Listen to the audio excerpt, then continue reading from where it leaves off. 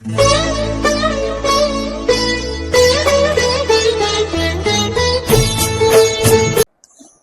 कह रहे नारद जी, जो 7 दिनों तक कथा सुने उसे ब्रह्मचार्य का पालन करना चाहिए, वो ब्रह्मचार्य रहना चाहिए 7 दिन तक। श्रोता को भूमि पर सोना चाहिए, पृथ्वी पर सोना चाहिए। जब सप्ताह यज्ञ पूर्ण विराम हो जाए तो कथावाचक को श्रद्धानुसार दक्षिणा देनी चाहिए। अगर आपने दक्षिणा नहीं दी तो आपको कथा का महत्व नहीं मिलेगा। श्रद्धा के अनुसार जैसा आपका भाव है दक्षिणा देनी चाहिए। कथा जब 7 दिन की पूर्ण हो जाए तो 12 ब्राह्मणों को भोजन विविध कराना चाहिए। किसी मनोरथ की सिद्धि के लिए कथा कराई है तो हवन कराना चाहिए। सामर्थ्य के अनुसार साधु संतों को दक्षिणा देकर संतुष्ट करना चाहिए और कथा के विश्राम में भगवान नाम का संकीर्तन सब मस्ती से करें। जो ये बात नारद जी ने सुनी तो खुश हो गए, तुरंत वीणा पर राग छेड़ दिया। मालकोस प्रहलाद जी प्रकट होकर हो गए, फुर्तीले होने के कारण करताल बजा रहे हैं। उद्धव जी झांझ बजा रहे हैं, करताल माने हथिल तालियां, झांझ बजा रहे हैं उद्धव जी, और नारद जी वीणा बजा रहे हैं। सनकादि जय जयकार कर रहे हैं और श्री सुखदेव जी श्लोकों का गायन कर रहे हैं। भक्ति ज्ञान वैराग्य प्रकट होकर ताथैया करके नाच रहे हैं। साक्षात भगवान श्री हरि प्रकट होकर उस अलौकिक संकीर्तन का आनंद ले रहे हैं। संकीर्तन में नृत्य करने में कोई दोष नहीं, पर नृत्य भक्ति भाव से भरा होना चाहिए। भक्ति मां स्वयं नाच रही है, अपने दोनों बेटा ज्ञान और वैराग्यों का हाथ थाम रखा है।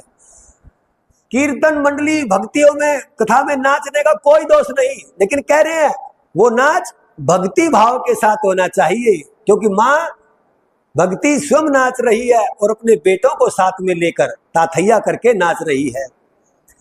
जो भक्ति मां को नृत्य करते देखा सारा संत समुदाय झूम उठा। प्रेम से सब ताली बजाते हुए सब नाचने लगे, झूमने लगे और गाने लगे। तो आइए हम भी मस्ती के साथ भगवान का कीर्तन करें। निकुंज में विराजे घनश्याम राधे राधे,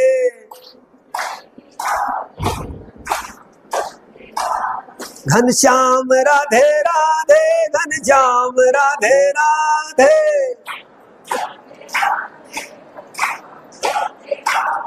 निकुंज में विराजे घनश्याम राधे राधे,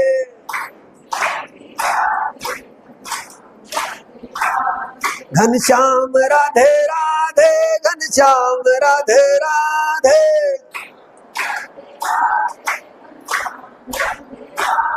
निकुंज में विराजे घनश्याम राधे राधे।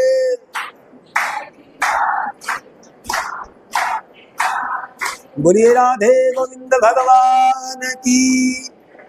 हम सबके हृदय में युगल सरकार विराजमान रहे और उनके चरणों का आश्रय लेकर हम भगवत सुधा रस इसी प्रकार से पान करते रहे। बोलो कृष्ण कन्हैया लाल की। सनकादि बोले नारद जी, यह सप्ताह का महात्म हमने तुम्हें सुनाया। यह परम पवित्र इतिहास का पाठ चित्रकूट पर विराजमान मुनीश्वर सांडिल्य भी ब्रह्मानंद में मगन होकर करते रहते हैं। यह कथा बड़ी पवित्र है। सोनक जी ने पूछा कि सूत जी महाराज, श्री सुखदेव जी ने राजा परीक्षित को और गोकर्ण जी ने धुंधकारी को और सनकादियों ने नारद जी को किस किस समय कथा सुनाई। देखिए सोनक जी जो हैं ये 88,000 ऋषियों के प्रधान हैं। यही इन्होंने ही संकल्प लिया है, जैसे यहाँ कथा का संकल्प आदरणीय महंत जी ने लिया है, तो सोनक जी ने यहाँ पर संकल्प लिया 88,000 ऋषियों की कथा सुनने के लिए। वही प्रश्न करते हैं और वही सारा पूजन कराते हैं, और सूत जी महाराज कथा कह रहे हैं। तो यहाँ कहा कि सूत जी महाराज ये बताइए ये किस समय पर कथा सुनाई गई। कुछ लोग तो राजा परीक्षित ने कथा सुनाई। परीक्षित के कथा सुनने के तो कह रहे हैं, सूत जी ने कहा सुनो, भगवान श्री कृष्ण के सवधागमन के बाद कलयुग के 30 वर्ष से कुछ अधिक समय बीत जाने पर, जब द्वापर खत्म हुआ, कलयुग का शुभारंभ हुआ, उसके 30 साल से अधिक बीत जाने पर भादो मास की शुक्ल नवमी को श्री सुखदेव जी ने राजा परीक्षित को कथा सुनाई। परीक्षित के कथा सुनने के बाद कलयुग के 200 वर्ष बीत जाने पर आषाढ़ मास की शुक्ल नवमी को गोकर्ण जी ने धुंधकारी को कथा सुनाई, और इसके पीछे कलयुग के 30 वर्ष और निकल जाने पर कार्तिक शुक्ल नवमी से सनकादियों ने कथा नारद जी को सुनाई। इस कथा से में प्रवेश करते ही मुक्ति हो जाती है। हे सोनक जी, इस बात के साक्षी राजा परीक्षित हैं। बोलो बंसी वाले की, भागवत भगवान की जय जय। श्री राधे श्रीमन नारायण नारायण नारायण।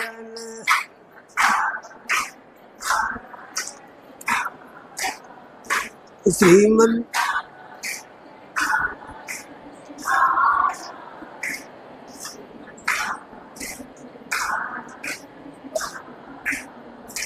श्रीमन नारायण नारायण नारायण।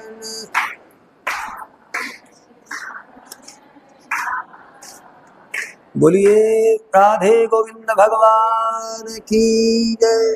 देखिए, इसको सेल डाल दो, इसमें पता ही नहीं है टाइम का। देखिए, बाबा के दरबार में कुछ भक्तों ने कथा के बीच में ही दान दिया है 1100 रुपये। फिर किसी भाई या बहन ने बाबा के दरबार में गुप्त दान दिया है। बाबा इनकी सभी मनोकामनाएं पूर्ण करे। 750 रुपये नागर नाम है, नागर हैं, इन्होंने बाबा के दरबार में दान दिया है। बाबा इनकी सभी मनोकामनाएं पूर्ण करे। बोलो साचे दरबार की जय। तो कह रहे हैं, अब कह रहे हैं नारद मुनि जी कह रहे हैं, हमने सुना कि भक्ति, ज्ञान और वैराग्य इन तीनों को पुष्ट करने देने वाला ग्रंथ है श्रीमद् भागवत महापुराण। वेद वेदांत के श्रवण से ज्ञान और वैराग्य दोनों ही भले कुछ समय के लिए जागृत हो जाएं, परंतु शाश्वत रूप से ज्ञान वैराग्य के नेत्र कब खुलते हैं? जब श्रीमद् भागवत की रसगंगा हृदय में प्रवाहित होने लगती है। ज्ञान वैराग्य नैन उर्गारी, हमारे जीवन में जो ज्ञान वैराग्य के नेत्र सोए हुए हैं वो भागवत रस का पान करते ही उद्घटित हो जाते हैं। दूसरी बात, धुंधकारी जैसे पाप प्रायण प्रेत भी परम पावन पवित्र हो जाते हैं। इसलिए जीवन में किसी भी प्राणी को चाहे कितना भी गया गुजरा क्यों ना हो, उसको भी हताश होने की आवश्यकता नहीं है, निराश होने की आवश्यकता नहीं है, उदास होने की आवश्यकता नहीं है, क्योंकि पापियों को पाप से है तारती। तो ऐसे परम पावन भागवत की यह रसधारा है। इसलिए मुक्ति दानेन गरजती, मुक्ति दान की गर्जना शेर की तरह भगवती भागीरथी गरजती है। जैसे शेर दहाड़ मारता है और कई कोस तक उसकी आवाज सुनाई देती है, ऐसे ही श्रीमद् भागवत शेर की तरह दहाड़ मारती है और हमारा कल्याण करने के लिए मुक्ति दानेन गरजती, मुक्ति दान के लिए हमारे मुक्ति करके रहती है। तो कह रहे हैं, अब श्रीमद् भागवत का प्रथम श्लोक बड़ा चमत्कारी है। विद्वानों ने इसके बहुत अर्थ किए हैं, परंतु श्रीधरपाद स्वामी के अनुसार सार रूप में जो किया उसे सावधान होकर सुनो। सत्यम परम धीमहि, हम परम सत्य का ध्यान करते हैं। वो परम सत्य कौन है? जन्मादस्य यदोवंत यदि ततरत चथार्थे विसवराट तेने ब्रह्म हृदय आदि कवये मुह्यंती सत सूर्य। जिस परमात्मा के द्वारा जगत का जन्म होता है, पालन होता है, संहार होता है, उत्पत्ति स्थिति लय का जो हेतु है, उस परमेश्वर का हम ध्यान करते हैं। जिसने संसार सृजित किया, बनाया, और उसमें अनुग्रह भी है और इसमें इत्र भी है। इत्र माने भिन्न है, अर्थात हम उस ईश्वर का ध्यान करते हैं। जिसने सारे संसार को बनाया, जन्म दिया, संसार को उत्पन्न किया, संसार का पालन भी किया और अंत में संसार को अपने में ही समाविष्ट कर लिया, उसका हम ध्यान करते हैं।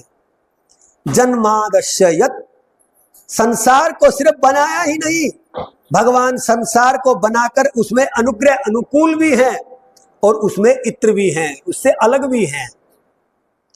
तो व्यास जी ने पूछा, महाराज आप क्या सांख्यों की प्रस्तुति का, प्रकृति का ध्यान कर रहे हैं?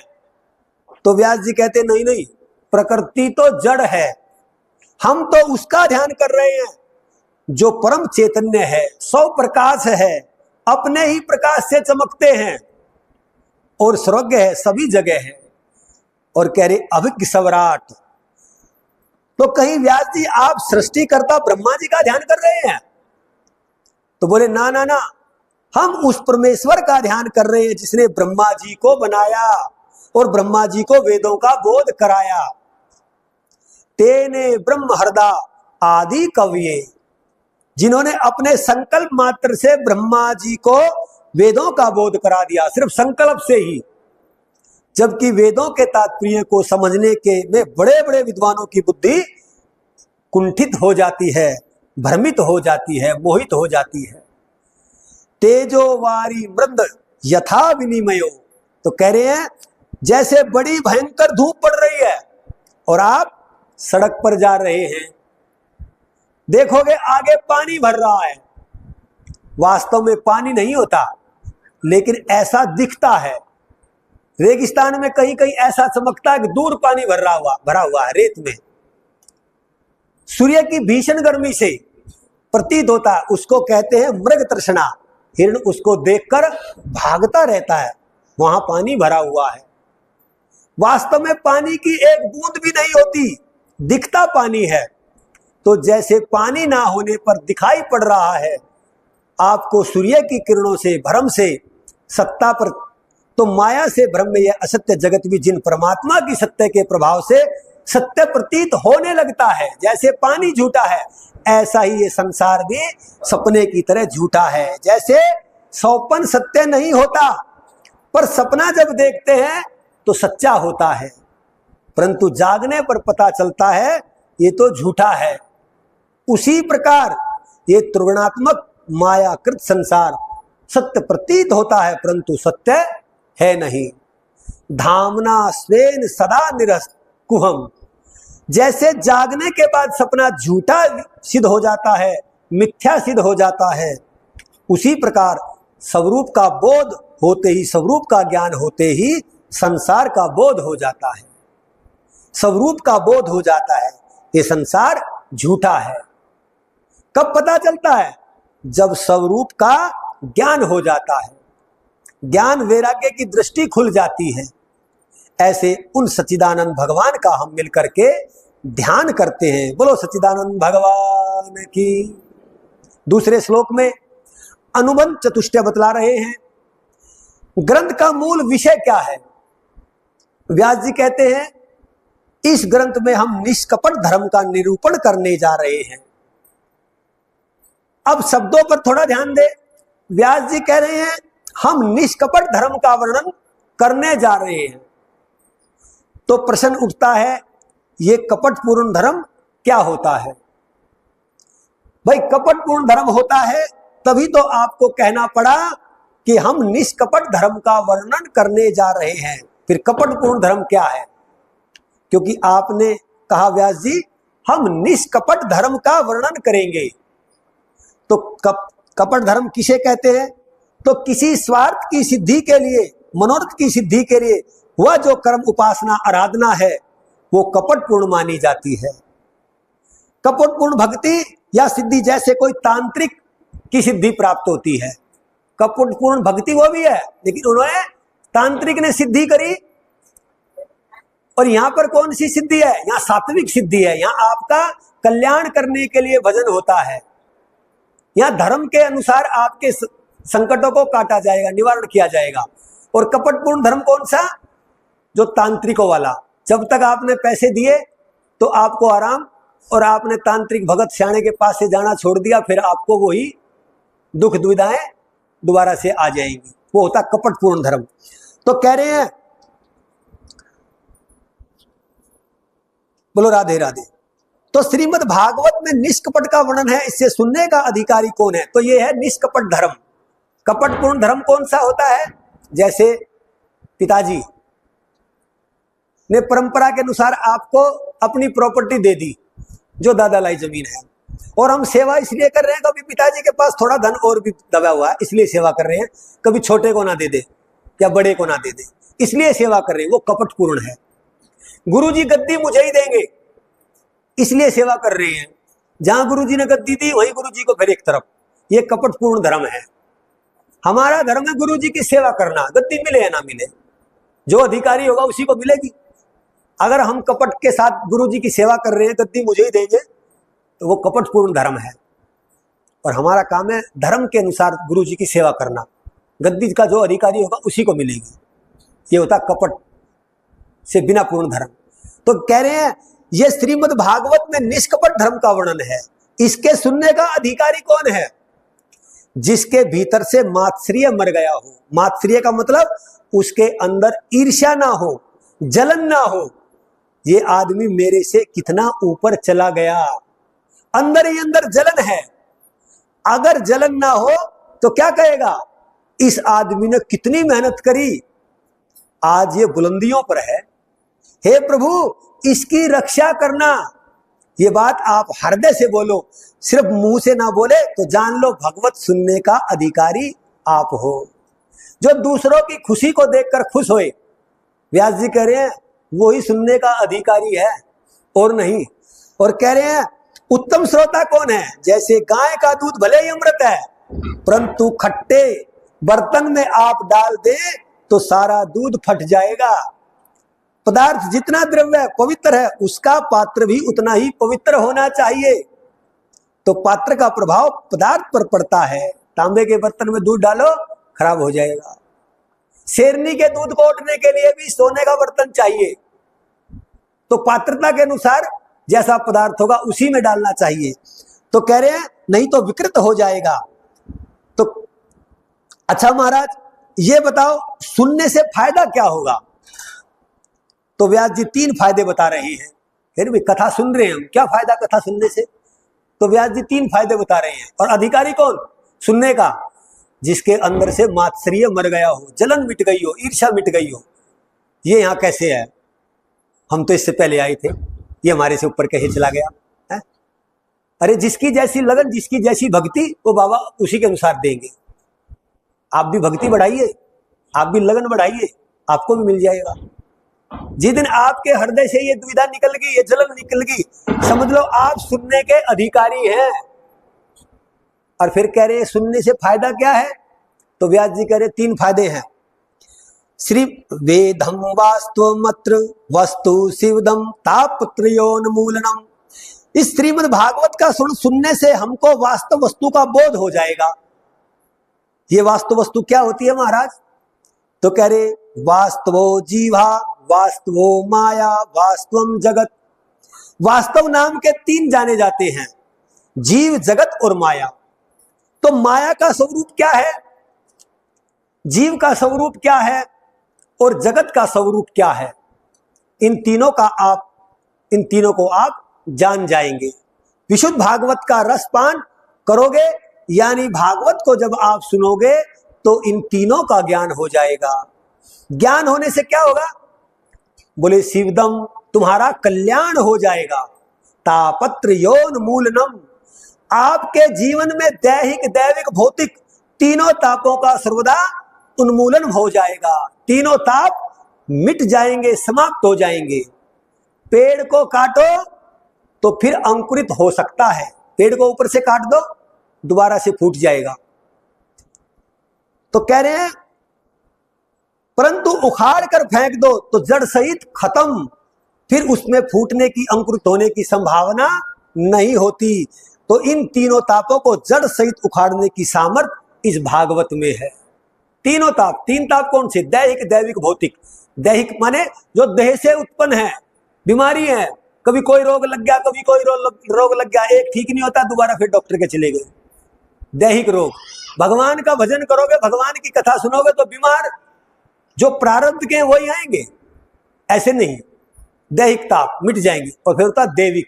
दैविक माने देवताओं के द्वारा, भूत प्रेत या कोई देवता रुष्ट हो गया, पितर रुष्ट हो गए आपके, कोई शनि जी रुष्ट हो गए।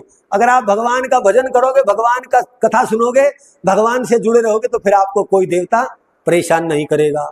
और एक भौतिक ताप। भौतिक कौन से? जो आपदाएं से आती, आंधी तूफान में घर उड़ गए, सांप ने काट लिया, बिच्छू ने काट लिया, समुद्र के किनारे जिनके मकान है उनको लहरों ने तोड़ दिया, तो ये तीनों तापों का उन्मूलन हो जाएगा। अगर आप भगवान से जुड़ोगे आपको ये तीनों ताप नहीं व्यापेंगे। तो कह रहे हैं उखाड़ने की सामर्थ्य है इस भागवत में। सद्दो हृदय अवरुद्धते अत कृति भी ससुण तत्श्रणात्। क्या श्रीमद् भागवत पुराण के श्रवण करने के बाद भी ईश्वर की प्राप्ति नहीं होगी? तो कह रहे अर्थात अवश्य होगी, भगवान की प्राप्ति होगी। कितने दिनों के बाद होगी? बोले तत्श्रवण तत्श्रणात्। जहां आपके मन में श्रीमद् भागवत के श्रवण की उत्कंठा उत्पन्न हुई, आपके मन में एक बार आया कि चलो हम भी कथा सुनते हैं, सुनकर आते हैं, तुरंत हृदय में आकर के हरि अवरुद्ध हो जाते हैं, अवरुद्ध हो जाएंगे। विराजमान नहीं कहा, विराजमान माने शब्दों का अंतर होता है। विराजमान है हम और आप, जब तक चाहे कथा सुनी, ना मन करा तो उठकर चले गए। कहा हृदय अवरुद्धते, हृदय में कैद हो जाएंगे।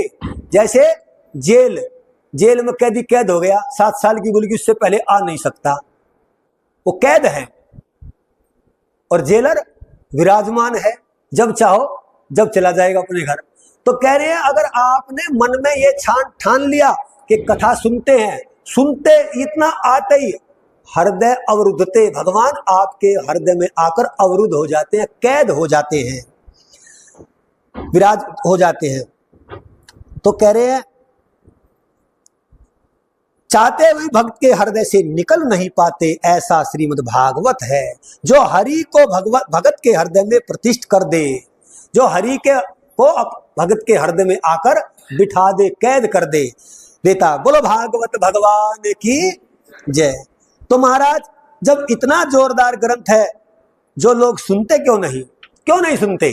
तो कह रहे हैं बोले सुनने की इच्छा तभी हृदय में उत्पन्न होगी जब तक पुण्य आपके प्रबल नहीं होंगे।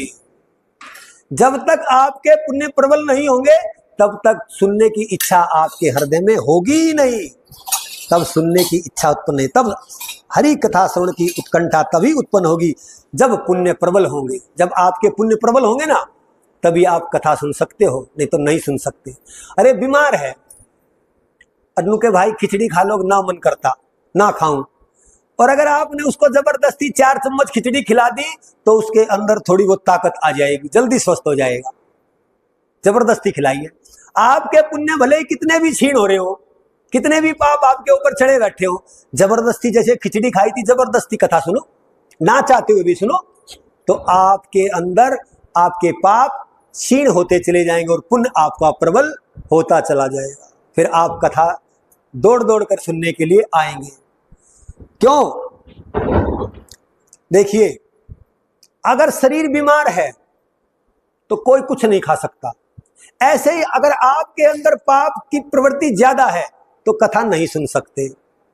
बीमार आदमी को पराठा खाएगा, अगर यहाँ तो सांस नहीं आ रहा तो पराठे की बात बोल रहा है, और अगर स्वस्थ आदमी को बोल दे पकोड़े खाएगा, अगर आने दो ले आओ, क्योंकि वो स्वस्थ है।